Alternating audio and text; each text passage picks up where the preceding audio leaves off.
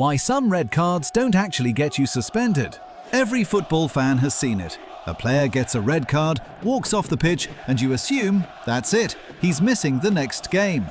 But sometimes he plays anyway, and people lose their minds.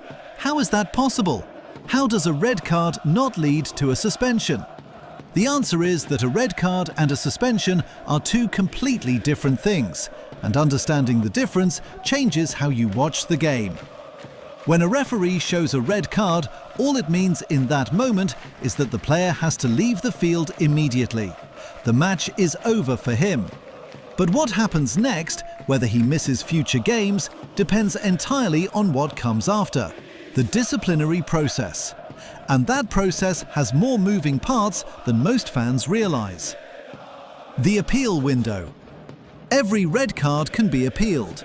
The club has a set window, usually 24 to 48 hours after the match, to challenge the decision with the Football Association or governing body. If the appeal is successful, the red card is overturned. The player serves no suspension.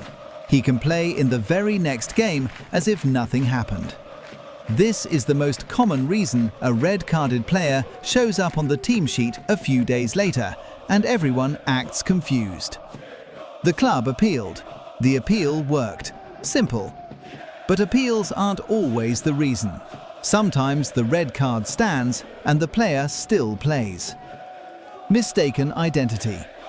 Here's one that sounds like it shouldn't happen at the highest level, but it does. A referee sends off the wrong player. This isn't common, but in a chaotic moment, a brawl, a heavy tackle in a crowded area, the official points at the wrong shirt. The guilty player stays on. The innocent one walks. When video review or match reports confirm the error, the card can be transferred to the correct player, or in some cases rescinded entirely, because the process was so flawed. The wrongly dismissed player is free to play. The actual culprit might face retrospective action instead. Straight red versus double yellow. Not all red cards are equal. A straight red card for violent conduct, serious foul play, or denying an obvious goal-scoring opportunity carries an automatic ban, usually 1 to 3 matches depending on severity. But a red card that comes from 2 yellow cards in the same match is treated differently in some competitions. In certain leagues and cup competitions, the second yellow leading to a red is logged as a dismissal, but does not carry the same automatic suspension as a straight red. The player may only be suspended if they've accumulated a certain number of yellows across the competition, not because of the red itself. So a player can be sent off for 2 bookable offences and, depending on the competition rules and their card history, walk straight back into the lineup next week. The suspended suspension. This one is less common but real. In some cases, a disciplinary panel can suspend the suspension itself, meaning the ban is conditionally deferred. The player serves no games out, but if they pick up another red card or breach conduct rules within a set period, the original ban kicks in on top of any new punishment. It's essentially a warning with teeth. The red card happened, the ban is technically active, but the player is on the pitch because the punishment is sitting in reserve. Competition crossover. Red cards in one competition don't always carry over to another.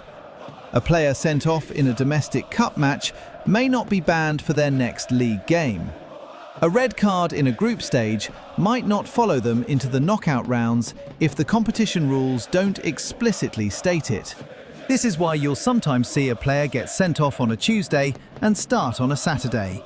They're simply not in the same competition bracket. A red card is a dismissal. A suspension is a ban.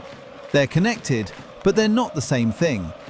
Between appeals, mistaken identity, competition rules, deferred punishments, and the gap between yellow-red dismissals and straight reds, there are more ways for a banned player to stay available than most fans ever think about. The red card ends the match. What it does to the next one depends on rules most people never read.